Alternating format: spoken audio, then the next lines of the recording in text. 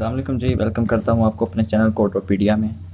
तो पिछली वीडियो में हमने डिस्कस किया था मशीन लर्निंग को, कि मशीन लर्निंग के कुछ मेजर पॉइंट्स डिस्कस किए थे। मशीन लर्निंग क्या होती है, उसके एडवांटेजेस देखे थे, एप्लीकेशंस पे कुछ बात की थी।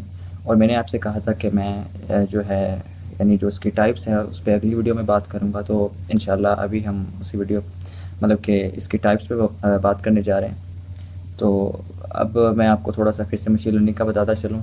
जो ये वीडियो मतलब कि देख रहे हैं, पिछली वीडियो जिन्होंने नहीं देखी, तो मशीन लर्निंग बेसिकली मैंने आपको बताया था कि हमें खुद ही ये टर्म सजेस्ट करी है कि मशीन लर्निंग के मशीन को सिखाया जा रहा है, कुछ मशीन को लर्न करवाया जा रहा है। तो बेसिकली मशीन लर्निंग यही है कि इसमें हम जो है मशीन को सिखाते हैं, डाटा देते हैं मशीन को, और मशीन जो है उसको यानी उस डाटा को प्रोसेस करती है, और प्रोसेस करने के बाद जो मतलब कि आउटपुट आती है उसको यानी एज ए आप समझ लें एक्सपीरियंस जो है वो मशीन के पास स्टोर हो जाता है। जब कोई नई हम उसे इनपुट देते हैं, दैन वो उस इनपुट के ऊपर भी वही एक्सपीरियंस जो है इम्प्लीमेंट करने की कोशिश करती है, दैन जो है वो नया रिज़ल्ट जनरेट करती है। बेसिकली जो है मशीन लर्निंग इसी तरह सीखती है। तो आज हम उसकी टाइप्स के बारे में पढ़ने जा रहे हैं। बेसिकली तो उसकी 4 टाइप्स होती हैं, लेकिन जो मेजर टाइप्स हैं ना इसकी वो 3 ही हैं। कौन कौन सी है जी? वो सुपरवाइज लर्निंग है, अनसुपरवाइज लर्निंग और रीइंफोर्समेंट लर्निंग। ठीक है जी। तो इसकी जो है ये 3 टाइप्स जो है हम रीड करने जा रहे हैं। ठीक है। और चौथी टाइप जो है जिसके बारे में मैंने कहा था कि 4 टाइप्स हैं, वो है सेमी सुपरवाइज लर्निंग। तो उसको हम नहीं देखेंगे, हम ये 3 जो मेजर टाइप्स हैं उनको देखेंगे। ठीक है। तो फर्स्ट टाइप की तरफ चलते हैं, वो है जी supervised learning. Basically supervised learning का आपके जहन में आपको यानी सुपरवाइज से आपके जहन में कुछ बात चल रही होगी कि सुपरवाइज़र जो होता है वो क्या करता है। वो बेसिकली सुपरवाइज़ करता है, चीज़ों को लीड करता है, गाइड करता है। तो बेसिकली ऐसा ही है कि इसमें हम जो है मशीन को लेबल डाटा देते हैं, यानी हम उसको एक इनपुट देते हैं और उसको ये बता देते हैं मशीन को कि ये जो डाटा है इसमें मतलब कि ये वाला कंटेंट है, और इसका जो डाटा है जो है वो लेबल्ड होगा। लेबल्ड से मुराद ये है कि उसको उसकी डेफिनेशन मुकम्मल तौर पे हम मशीन को दे देते हैं। फ़र्ज़ करें कि मैंने मतलब कि एक जो है वो डाटा सेट दिया है 100 फ्रूट्स का, जिसमें से 50 जो है वो स्ट्रॉबेरीज़ हैं और 50 जो है ऑरेंजेस हैं। अब मैं एक किस्म का लेबल डाटा दे रहा हूँ मशीन को। तो अब मेरे पास आउटपुट भी है कि मैंने उसको यानी 100 जो है फ्रूट्स का डाटा सेट दिया है, जिसमें से 50 जो हैं वो ऑरेंजेस हैं और 50 स्ट्रॉबेरीज़ हैं। ठीक है। तो मैं मशीन को दूंगा यानी ये डाटा, दैन मशीन जो है वो उस डाटा को यानी वो करेगी एज इनपुट लेगी। उस पर जो एल्गोरिदम जो होगा उस एल्गोरिदम को लेकर मतलब कि वो उस पर प्रोसेस करेगी। दैन जो आउटपुट हमारे पास आएगी मशीन की तरफ से, हम उसको रिलेट करेंगे अपनी डिज़ायर्ड आउटपुट के साथ। मतलब जो आउटपुट हमारे पास है हम उसके साथ उसको रिलेट करेंगे। दैन हम देखेंगे कि एक्यूरेसी कितनी है, क्योंकि मैंने आपको बताया था कि मशीन लर्निंग में हम एक जो है ऑब्जेक्टिव पे काम कर रहे होते हैं, वो है एक्यूरेसी। हमने ज़्यादा से ज़्यादा एक्यूरेट रिजल्ट जो है वो फाइंड करना होता है। ठीक है। तो इसमें इसी तरह होता है, हम लेबल डाटा जो होता है वो देते हैं मशीन को, और मशीन से मतलब कि जो मशीन होती है वो हमें एक आउटपुट जनरेट करके देती है उसके कोरिस्पॉन्डिंग। दैन हम देखते हैं कि आया कि वो जो आउटपुट है हमारी डिज़ायर्ड आउटपुट के साथ वो रिलेट कर रही है, उस यानी उसके कितना क्लोज है। अगर उसके ज़्यादा क्लोज है तो हम उसे जो है वो सही मतलब कि उसे यानी बेहतर आउटपुट मानते हैं। अगर नहीं है तो फिर हम मतलब कि अपने एल्गोरिथम में कुछ चेंज करते हैं। तो इस तरह मतलब कि ये सुपरवाइज लर्निंग में इस तरह होता है कि हम लेबल डाटा देते हैं। तो आइए थोड़ी सी इसकी स्टोरी पढ़ लेते हैं, क्या कह रहे हैं कि as its name suggest supervise machine learning is based on supervision. कह रहे हैं कि जैसे इसका नेम बता रहा है कि सुपरवाइज लर्निंग जो है वो सुपरविजन पे बेस करती है। मतलब कि हम इसको जो है सुपरवाइज करते हैं मशीन को, दैन जो है वो मशीन आगे जो है वो प्रोसेस जो है वो करती है। It means that in the supervise learning technique we train the machine using the label data set. इसमें क्या करते हैं, मशीन को ट्रेन करते हैं लेबल डाटा सेट से। मतलब कि लेबल से मुराद के हम उसको नेम वगैरह जो है उसकी हर चीज़ जो है की डेफिनेशन दे देते हैं। जो डाटा हमारे पास होता है मशीन के अंदर वो सारी डेफिनेशन आ जाती है। And based on the training the machine predict the output. तो क्या होता है कि जी उस ट्रेनिंग की बेस पे जो है मशीन जो है वो आउटपुट को प्रेडिक्ट करती है। बेसिकली हम इसी तरह करते हैं, पहले यानी डाटा दे देते हैं मशीन को, वो उसमें सारी डेफिनेशंस होती हैं। दैन वो मशीन एक आउटपुट जनरेट करती है, दैन उसको हम रिलेट करते हैं अपनी डिज़ायर्ड आउटपुट के साथ। तो उसके बाद जब ये प्रोसेस हो जाता है, जब हम एक किस्म का उसे एक यानी उसे डेमो दिखा देते हैं मशीन को, दैन अगली बार जब हम एक ट्रेनिंग डाटा सेट नहीं देंगे, बल्कि हम जो हमारा ओरिजिनल डाटा सेट होगा ना, जिस पे हमने मतलब कि मशीन लर्निंग को इम्प्लीमेंट करना है, वो उस डाटा सेट में से कुछ पोर्शन जो है वो एक्सट्रैक्ट करके उसका एक डाटा सेट बना के मशीन को देंगे। दैन हम फिर से उसको मतलब कि जो आउटपुट जनरेट करेगी मशीन, उसको देखेंगे कि आया कि वो आउटपुट जो है हमारी डिज़ायर्ड आउटपुट के मतलब के क्लोज है या नहीं। अगर वो क्लोज होगी तो हम उसे, जैसे कि मैंने बताया कि वो उसे मतलब कि बेटर आउटपुट कंसिडर किया जाएगा। अदरवाइज़ जो है हम अपने एल्गोरिथम वगैरह में चेंज करके जो है उसको बेहतर बनाने की कोशिश करेंगे। तो नीचे है जी, the main goal of the supervised learning technique is to map the input variable with output variable. वही के जो है इसका सुपरवाइज्ड लर्निंग का जो मेन गोल है वो यही है कि हमने जो इनपुट दी है उसका जो है आउटपुट के साथ कितना मतलब कि जो है वो रिलेशन है, मतलब कि कितना ताल्लुक़ है दोनों का। अब मैंने यही बताया कि हम इनपुट देते हैं तो हमारे पास आउटपुट होती है, तो हमने ये देखना है कि वो आउटपुट जो है उस जो मशीन लर्निंग ने जनरेट की है वो हमारी आउटपुट से कितना रिलेट करती है। Some real world applications of supervised learning are risk assessment, fraud detection, spam filtering etc। तो ये 3-4 किस्म की इसकी जो है एप्लीकेशंस हैं। बेसिकली ये तो मुख्तलिफ यानी जो है उसमें इस्तेमाल की जाती है, लाइक इमेज सेगमेंटेशन में इस्तेमाल की जाती है, मेडिकल डायग्नोसिस के अंदर जो है सुपरवाइज्ड लर्निंग इस्तेमाल की जाती है, और मतलब कि स्पैम फिल्टरिंग जैसा कि यहाँ पे आया हुआ है। ये इसमें इसी तरह ही है ना कि हम एक डेमो दे देते हैं पहले मशीन को, जो है उसकी जितने भी कंडीशंस वगैरह होती हैं वो सारी जो है मशीन को दे देते हैं कि अगर आपके सामने इस तरह के फॉर्मेट का डाटा है तो आपने जो आपका रिज़ल्ट होना चाहिए वो इस तरह का होना चाहिए। तो इस तरह की चीज़ें जब हम देते हैं मशीन को, दैन वो मशीन आहिस्ता आहिस्ता खुद से लर्न करती है। जैसे कि अब ये स्पैम फिल्टरिंग से रिलेटेड, जैसे मैंने आपको बताया था कि ईमेल वाला काम जो है वो मशीन लर्निंग में जो मशीन लर्निंग जो है उसमें इस्तेमाल होती है, वो बेसिकली सुपरवाइज्ड लर्निंग है।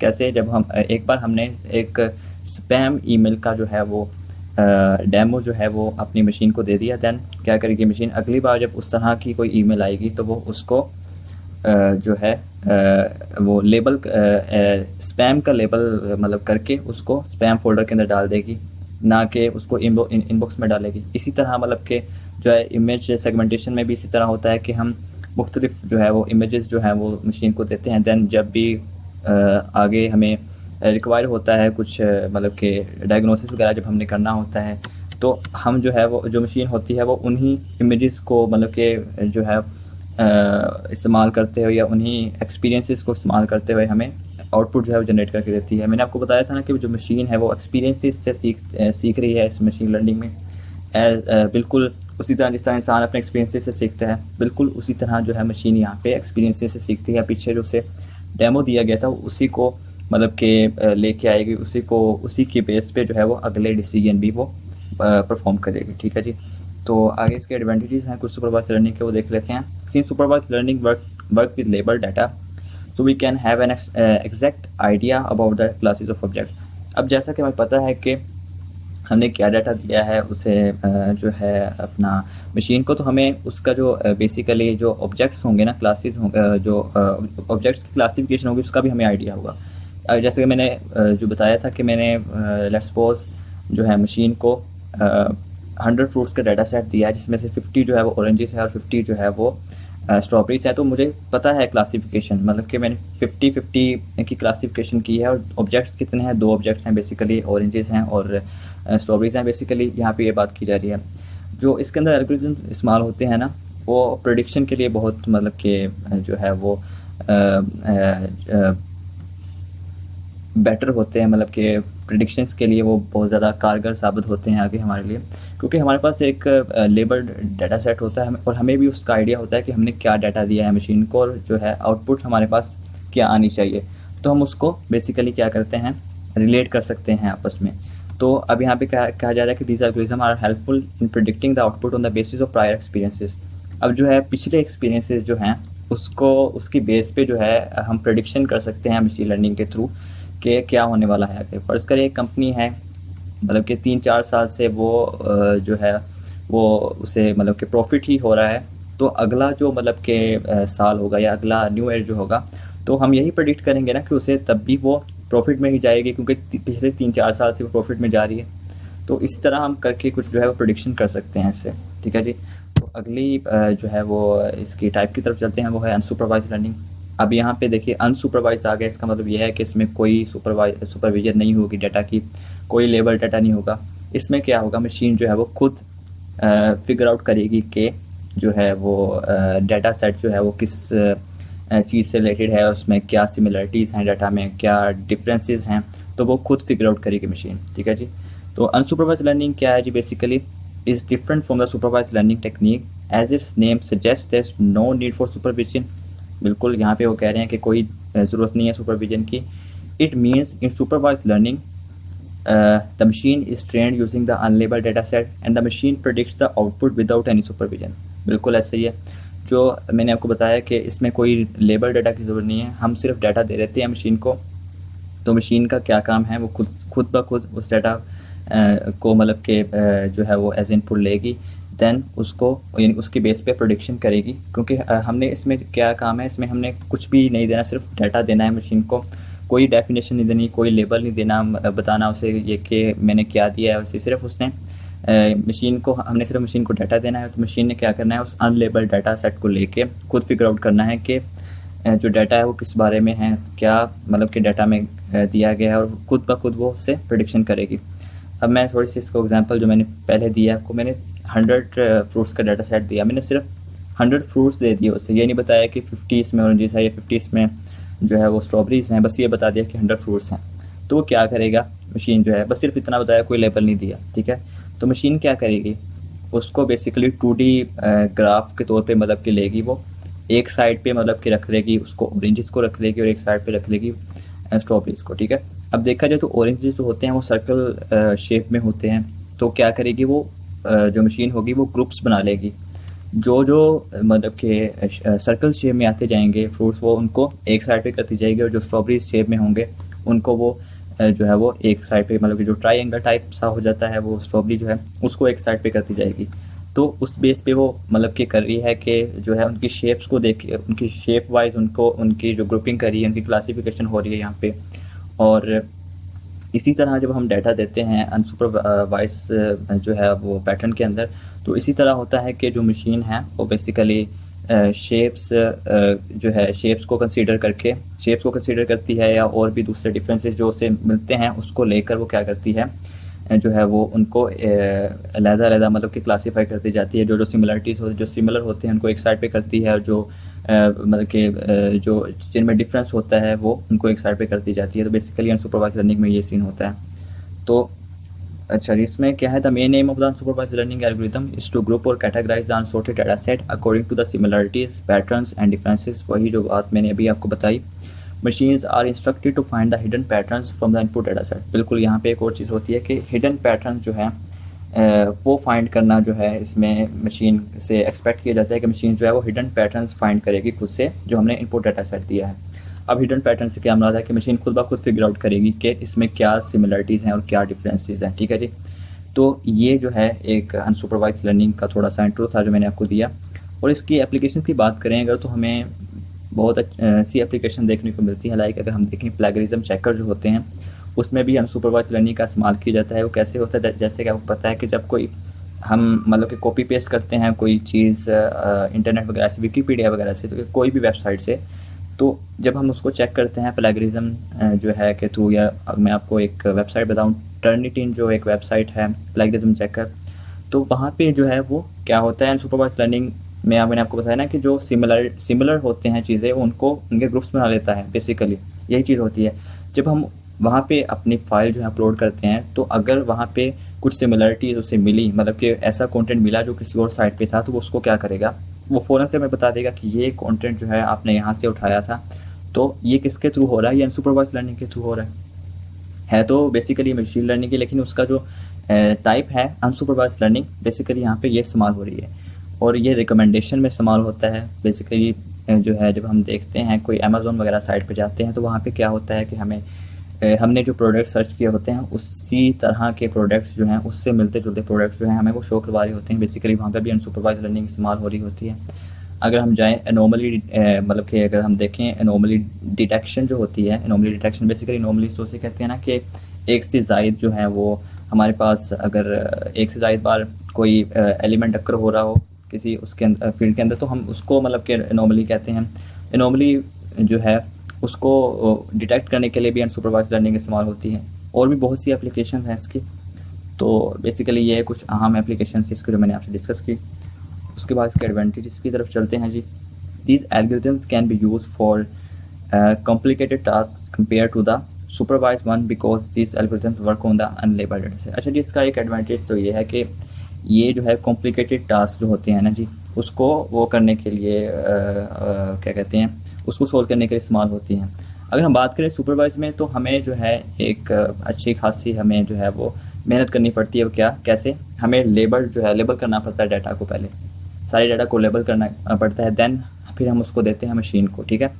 तो इसमें जो है हमें एक चीज़ तो ये आसानी हो जाती है कि हमने डाटा को लेबल नहीं करना। हाँ, लेकिन इसमें एक चीज़ होती है कि हमें जो है वो ज़्यादा से ज़्यादा कॉम्प्लेक्स जो है वो एल्गोरिथम बनाने पड़ते हैं, क्योंकि इसमें सारा काम ही मशीन का है, वो खुद से फिगर आउट करेगी। और सबसे बड़ी बात, इसमें अंडरलाइन जो हिडन पैटर्न्स होते हैं वो उनको मशीन जो है वो लेकर चलती है आगे, यानी उनकी बेस पे प्रेडिक्शन करती है। तो इसमें एक चीज़ तो हमें एक आसानी ये है कि हम जो है डाटा को लेबल नहीं करते, तो इस लिहाज से ये सुपरवाइज से थोड़ी सी बेहतर है। Unsupervised algorithm are preferable for various task as getting the unlabelled data set is easier as compare to the labelled data set. वही बात जो मैंने की थी कि इसमें हम अनलेबल्ड डाटा सेट को इस्तेमाल करते हैं, ना कि लेबल्ड डाटा सेट को, ठीक है जी। तो आगे बढ़ते हैं जी, थर्ड टाइप की तरफ चलते हैं, जो कि है रीइंफोर्समेंट लर्निंग, ठीक है। अच्छा जी, ये जो है ना, ये थोड़ी सी डिफरेंट टाइप है रीइंफोर्समेंट लर्निंग। इसमें ये होता है कि जो हमारी मशीन है ना, ये हिटिंग और ट्रेल के जो है उस पर टर्मिनोलॉजी पे काम करती है। बेसिकली आप ये समझ लें कि एक इंसान है, तो वो क्या करता है, वो मुख्तलिफ एक्सपीरियंसेस जब उसे होते हैं, जब वो चीज़ें ट्राई करता है, तो वो उसे कोई ना कोई एक्सपीरियंस मिलता है, या वो अच्छा एक्सपीरियंस होता है या बुरा एक्सपीरियंस होता है, ठीक है। इसमें भी यही सीन है कि एक्सपीरियंसेस की बेस पे जो है हमारी मशीन लर्न करती है खुद ब खुद, ठीक है। चलिए मैं आपको पहले इंसान के एग्जांपल से लेकर चलता हूँ। ये इसको रीइंफोर्समेंट लर्निंग ऐसा समझ लें कि आप एक इंसान को जो है वो सिखा रहे हैं कुछ, ठीक है। वो कुछ मतलब कि कोई टास्क परफॉर्म करता है या कोई चीज़ ट्राई करता है, तो उसे मतलब कि कोई ना कोई एक्सपीरियंस होता है, तो वो उस एक्सपीरियंस से सीखता है कि अगली बार जब मैं करूँगा तो मुझे इस तरह स्टेप लेना है, मुझे इस चीज़ से अवॉइड करना है, इस तरह मुझे चलना है। तो बेसिकली ये चीज़ें जो है ना, ये आप मतलब कि कंसीडर कर सकते हैं कि रीइंफोर्समेंट लर्निंग जो है इस तरह की मतलब कि ये टाइप है लर्निंग की, ठीक है। तो इसमें इसी तरह होता है कि हम मशीन को जो है सिखाते हैं चीज़ें किस तरह कि उसे जो है वो हिटिंग और ट्रेल की टर्मिनोलॉजी पे क्या होता है कि मशीन जो है वो कुछ एक्शन परफॉर्म करती है, मतलब कि डाटा को लेकर। अगर वो मतलब कि एक्शन जो है वो ठीक हो जाता है, मतलब कि वो वैलिड होता है, तो उसे एक किस्म का रिवॉर्ड दिया जाता है। रिवॉर्ड से मुराद यही कि जो है वो डाटा सही कंसिडर किया जाता है, जो आउटपुट आती है वो बेहतर कंसिडर की जाती है। अगर नहीं होता तो फिर क्या होता है कि वो दूसरा मतलब कि एक वो दूसरा मेथड ट्राई करती है। इसलिए यही ना, एक्सपीरियंसेस जो होते हैं यही होता है कि अगर आप एक चीज़ में अगर आप कामयाब नहीं होते तो फिर आप दूसरी चीज़ ट्राई करते हैं, दूसरी में कामयाब नहीं होती तो तीसरी में ट्राई करते हैं, तीसरी ट्राई करते हैं। तो बेसिकली यही चीज़ यहाँ पे है कि reinforcement learning works on a feedback based process. इसमें यही है कि हम एक एक्सपीरियंस मतलब कि डाटा को दिया जाता है मशीन को, मशीन जो है इस पर कुछ एक्शन परफॉर्म करती है, और उस एक्शन के रिटर्न में हमें एक रिस्पॉन्स मिलता है, एक फीडबैक मिलता है कि आया कि वो जो एक्शन उसने परफॉर्म किया है क्या वो वैलिड था। अगर वैलिड हुआ तो हम एक किस्म का रिवॉर्ड देते हैं, यानी अगला उस एक्शन परफॉर्म करने को कहते हैं। अगर वो ठीक नहीं था एक्शन, तो फिर क्या होता है कि मशीन जो है वो कोई दूसरा मेथड जो है वो ट्राई करती है, ठीक है। तो automatically explore surrounding by hitting and trial, बिल्कुल मैंने आपको यही बताया कि इसमें एक है कि मशीन जो है वो खुद से मुख्तलिफ जो है वो टर्मिनोलॉजीज, मुख्तलिफ एनालॉजीज जो हैं उसको जो है अप्लाई करती है डाटा पे, दैन खुद ब खुद जो है वो लर्न करती है। Taking action, learning from experiences and improving it's performance, बिल्कुल यही बात है कि वो जो है वो मशीन जो है एक्सपीरियंसेस से सीखती है और जो है अपनी परफॉर्मेंस को बेहतर करती है। Due to its way of working, reinforcement learning is employed in different field such as game theory. बिल्कुल, अब ये जो है हमारा ऑपरेशन रिसर्च जो है ये बेसिकली वहाँ पे इस्तेमाल की जाती है। अगर आपने देखा हो तो हमारे पास बहुत से इस तरह के एल्गोरिदम्स हैं जहाँ पे यानी जिस तरह कॉस्ट मिनिमाइजेशन से रिलेटेड होते हैं या कॉस्ट मैक्सिमाइजेशन, इस तरह के जो होते हैं हमारे पास एल्गोरिदम्स, वहाँ पे इसका बहुत इस्तेमाल है। तो अगर हम देखें, अगर सबसे बड़ी बात अगर हम देखें, जो हम रोज़मर्रा में गेम्स खेलते हैं वहाँ पे जो हमें होता है कि अक्सर गेम्स में इसी तरह होता है कि हम जो टास्क परफॉर्म करते हैं, अगर टास्क हम सही परफॉर्म करते हैं तो हमें कॉइन्स जो हैं वो दिए जाते हैं। बेसिकली वो रिवार्ड होता है। अगर हम नहीं टास्क परफॉर्म सही से करते तो क्या होता है, हमें मतलब कि कोई रिवार्ड नहीं मिलता, तो हम दूसरी स्ट्रैटेजी फिर इम्प्लीमेंट करते हैं। तो बेसिकली यही चीज़ जो है वो रीइंफोर्समेंट लर्निंग में इम्प्लीमेंट की जाती है। तो उम्मीद है कि आपको इसकी समझ लगी होगी।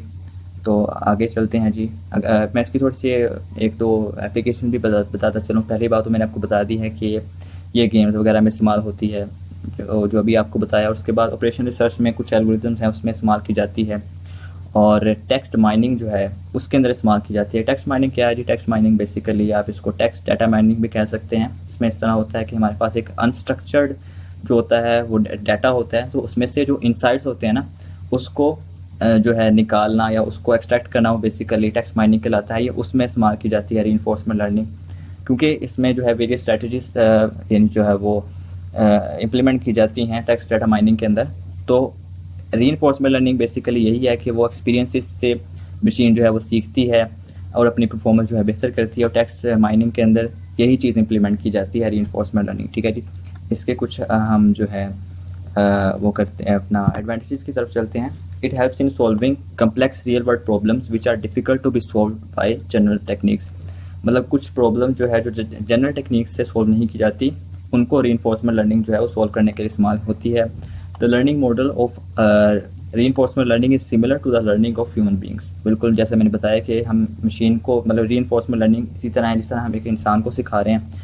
Hence most accurate results can be found. बिल्कुल एक्यूरेट रिजल्ट फाउंड हो सकता है, क्योंकि जिस तरह इंसान जो है वो सीखते सीखते एक यानी परफेक्शन तक पहुंच जाता है, बिल्कुल उसी तरह मशीन भी पहुंच सकती है। कैसे पहुंच सकती है? जब वो सीखेगी अपने एक्सपीरियंसेस से और अपनी परफॉर्मेंस को बेहतर करेगी तो ऑटोमेटिकली तो वो मतलब कि उसकी परफॉर्मेंस जो है वो बेहतर होगी। ठीक है जी। तो आज इस वीडियो में मतलब कि हमने डिस्कस किया सुपरवाइज लर्निंग, अनसुपरवाइज लर्निंग और रीइंफोर्समेंट लर्निंग। तो उम्मीद है आपको इन तीनों टाइप्स की समझ लगी होगी। तो अगली वीडियो में हम क्या डिस्कस करने जा रहे हैं जी? एल्गोरिथम्स जो इस्तेमाल होंगे सुपरवाइज अनसुपरवाइज रीइंफोर्समेंट लर्निंग में, और इसकी इनकी एप्लीकेशंस जो हैं आजकल मतलब कि डेली लाइफ एप्लीकेशंस जो हैं चल रही हैं इनकी, यानी हमारी रोज़मर्रा ज़िंदगी में ये तीनों चीज़ें कहाँ पे इस्तेमाल हो रही हैं, तो हम उसको डिस्कस करेंगे। तो आप सोच रहे होंगे कि मैं आपको थ्योरेटिकल ही पढ़ाता जा रहा हूँ, तो ये मैं इसलिए पढ़ा रहा हूँ आपको ताकि आपके कंसेप्ट जो हैं वो क्लियर हो जाएं इस पर, तो फिर ही हम आगे प्रैक्टिकल की तरफ चलें। तो उम्मीद है आपको मेरी आज की वीडियो अच्छी लगी होगी। अगर आपको ये वीडियो अच्छी लगी है तो काइंडली लाइक कीजिएगा और सब्सक्राइब